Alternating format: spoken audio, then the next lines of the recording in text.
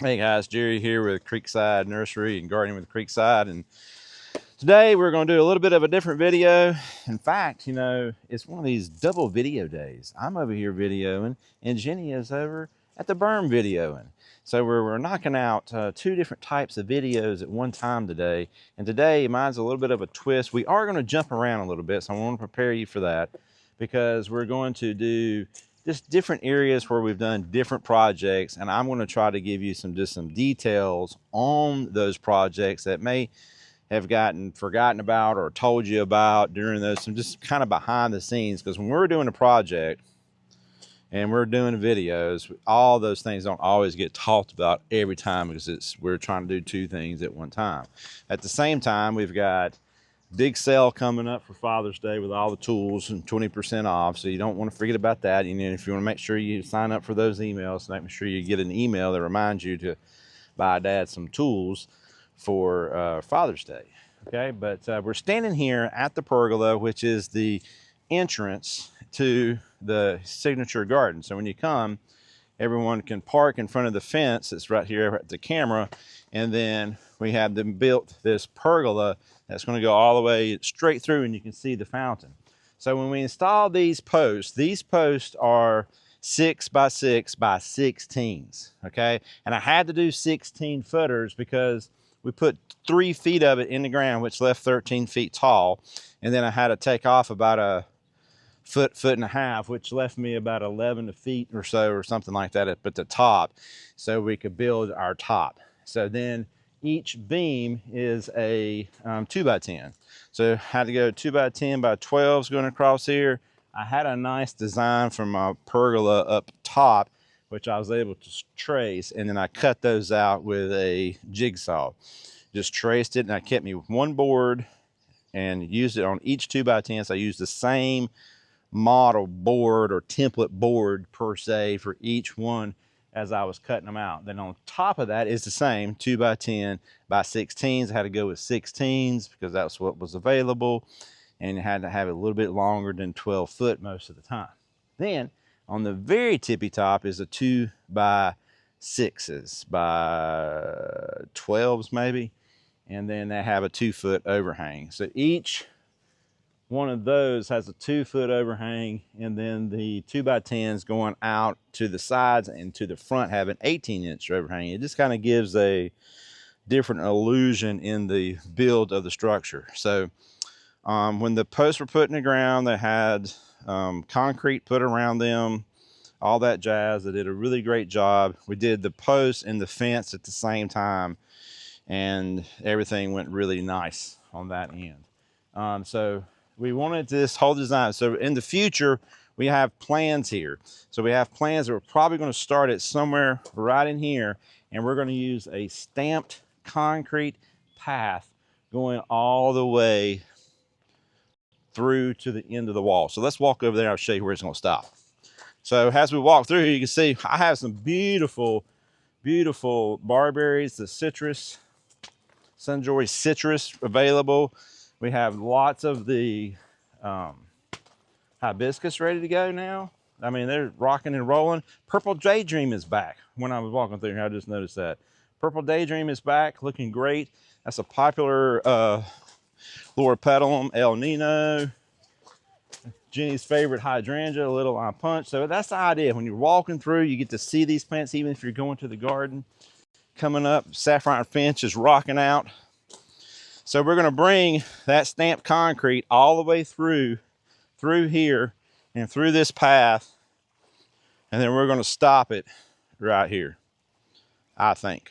This grass, you remember last year, it got the armyworm, so we've done a pre-treatment, and it's already been put out, so we're ready to go for that. We should not have that problem this summer like we did last summer. So it'll be interesting how this grass section holds up through the traffic through the summer, but so far so good. It's doing really well. I kind of do like the green.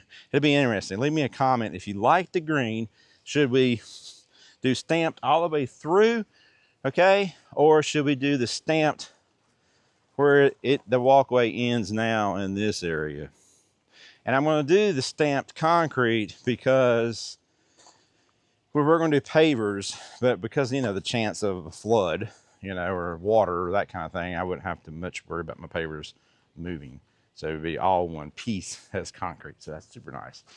So that's the tips, a little behind the scenes on how we built the pergola, some future there on that sidewalk, some really cool plants through here. The garden is rocking out. So as we talk about the garden, I want to walk over to my left shoulder over here. You can see way back in the back is the new portion of the garden that we built. And I want to kind of get use some odd things that happened over there that we did that we didn't show in the video. So we'll walk over there. Okay, so we made it over here just past the pergola, walked all of like 20 feet. But anyway, I wanted to stop and pause and make sure that you could see this on the camera, that you may have seen it sometimes on the drone shot. So you can see this color of grass change. And they're all fescues, but this is a distinct difference in your types of fescue, you know, your brand, whatever you may buy at the store, and the color. And so when we had to change out the sod after the armyworm attack last year, the new sod was a little bit of a different colored green. That green out that way is a gold mix that I get from my seed supplier or one of my distributors where like all my Espoma fertilizers come and all that jazz. It's a darker colored fescue, but this has been overseeded last year with that. So every fall when we come back and overseed and we punch in that grass, over time, they're going to blend just nicely. So let's go over here to this new section that we've put in, and we've got it all nice and mulched. Everything is growing. The cleomes, just a kind of quick update on the cleomes. They're really bulking up. So I would say by the end of June, the signature experience, they're going to be really big. When's the cutoff on that signature experience?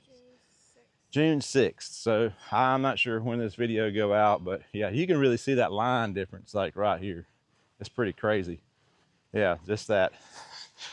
That's where we cut the sod in to the old turf, and just a big color difference between the two. It'll go away. It's no big deal. So we came in here and planted Sun Patient, and back when Helene came, there was a tree, a very large poplar tree, kind of like this one here, and you can see all the way in the creek over here how this tree is holding the creek bank together. Now if we swing around, get kind of down here in the creek, to my right is the stump of the old tree that fell. So when this tree fell during Helene, it took this creek bank, all this where this cleome is, where the smoke bush is, where the salvias are, and the impatiens, blush, I think it's blush, pink blush or something like that, and Aphrodite. Everything around the Aphrodite went away. I mean, it took soil with it on both sides. It left a huge hole. So what we decided to do was to keep the stump and that root ball in the creek instead of try to dig it out. So it's an erosion. It helps us with erosion because that's what these trees are doing. They're holding the creek bank in. So I had some soil, really hard red clay soil, good building soil, good building foundation soil. Came back in, had 2 or 3 truckloads of it. My dump truck brought it in and just dumped it in and rebuilt the creek bank all in a day. And then we planted this out. Okay, we can probably throw a link up on that video when we planted this out. We also at the same time planted these cool hydrangeas over here. Let's take a look at them because they are rocking. What I love about all these plants, there is no irrigation over here. There's no drip, there's no overhead. It is just what we're getting or what we bring over with the tank. So these plants are really tough. You know, they don't require like lots of water, kind of like petunias and everything. But you can see these tough hydrangeas in here, and they're beautiful flowers, petals. We're Really excited about these. And the Midnight Express from Proven Winners Forest Pansy. So look at that little guy.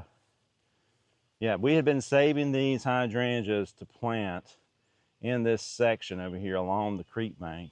And then future plans is when we come up through here, we're going to trim some of these limbs back on this tree, and this bed is going to get planted with that understory type style of hydrangeas and different products. But we're gonna I think from here we're gonna run up to production, because we had a really, if you remember back in the winter we were building the big pad, and there was just a lot of different things that were going on with that pad I wanted to tell you about.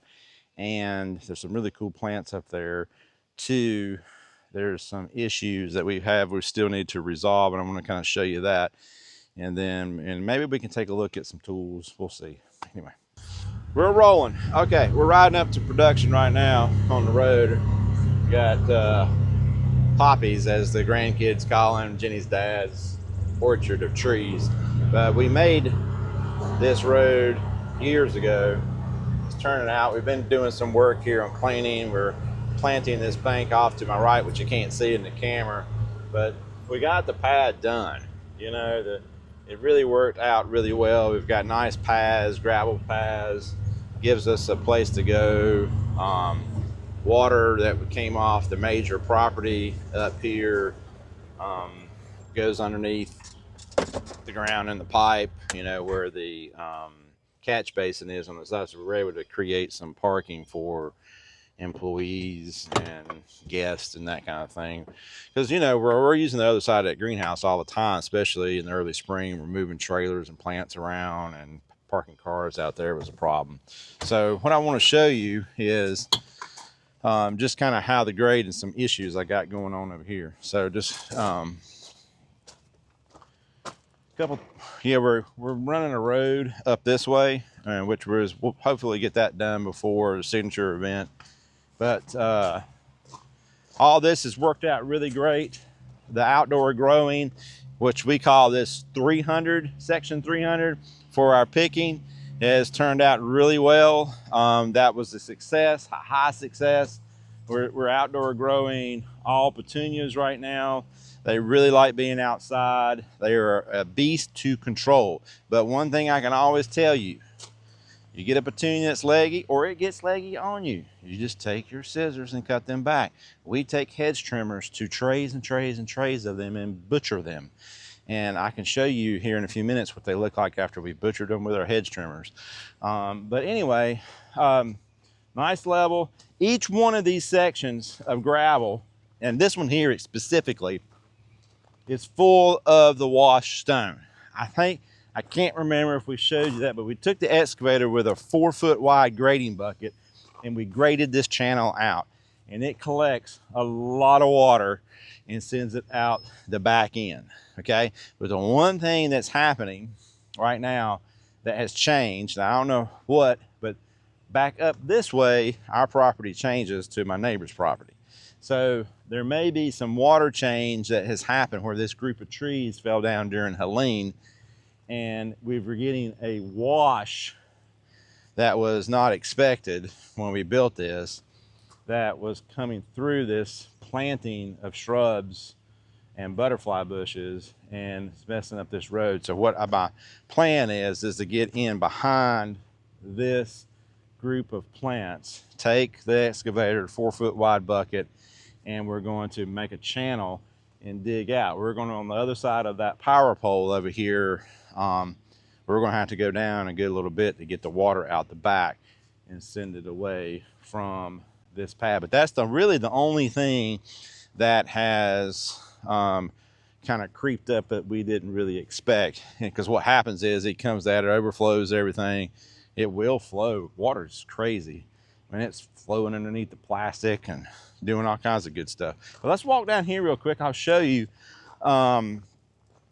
you know, I've got proof to the pudding on this. Like when we took the hedge trimmers to the petunias, you know. So when the guys are coming out, I think we call this 502 or something like that. They've got their numbers on picking all these plants. Look at this.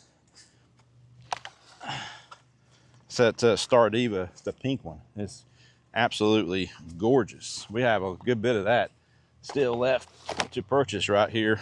We're taking out the super bells. I have a little bit of pink cashmere. You got plenty of time still to grow that rascal. Bordeaux's looking good. You know, pink tiara.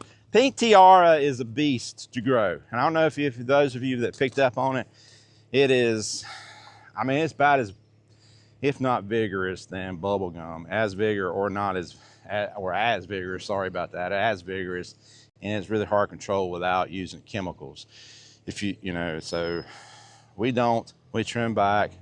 I'd rather have a leggy tiara, trim it back, and it's going to branch out and grow in your landscape than one that's been injected full of tons of growth. I'm not saying that they're bad. They are good. You can use them. But they, you know, I really wonder what they did with that. It's the wrong place. Yep. So like this Super Tunia here. Super Tunia Silverberry. Yep. Megan's like reminding me because my brain. But you can see it. We took the hedge trimmers and mowed them down to where they look like this right here. And you could see on this tiara that after it's been cut down, it's starting to grow all new leaves. So anyway, when you just get these cut back, they're going to branch back out and they're going to look great. That's what happened here to Silverberry. So it looks great. What is really cool about this, you can see these right here, they haven't been out here long. You can see the color difference just between the two. Looks a little more white. It was underneath the cover. This one here is really pink. It's been outside. It's been sitting right here. These are garden center petunias that we took the hedge trimmer to a couple of weeks ago. But you can see them like nice and beautiful. And you can see right in there where we cut them. You can even see tags where they got sliced by the trimmer. So anyway, we got loads of those. Those are rolling out pretty good on our sale that we're running this week. But the grass you see on the edges, we've sprayed that out. That I knew was going to happen this year. We're going to have that problem in its first existence. But there's a channel in the middle of this walkway, kind of going back behind the scenes construction. There's a channel in this walkway where the wash zone is, and it's collecting. It's just a small channel, and then on each side that was dug out, and then each side here has a channel of washed stone, so it's all taking it out the back. That side over there has the same thing where the shrubs are. So what's left to do is we got to fix that water coming off from our neighbor's property, and then on the back we're putting in a drive with wash stone there and a pipe to connect to existing drainage that we have underground over here. Now, you know, we're over here still on this production pad, and this is a section where we've divided out. This is online shrubs, then retail perennials, and a lot of hibiscus, which are perennials, but they're in 3 gallon. They look like shrubs, don't they? So those are starting to really sell pretty quick for us. We have a lot of shrubs. You know, I know Dad might like some shrubs with his tools. Okay, and I would think let's check on them right now.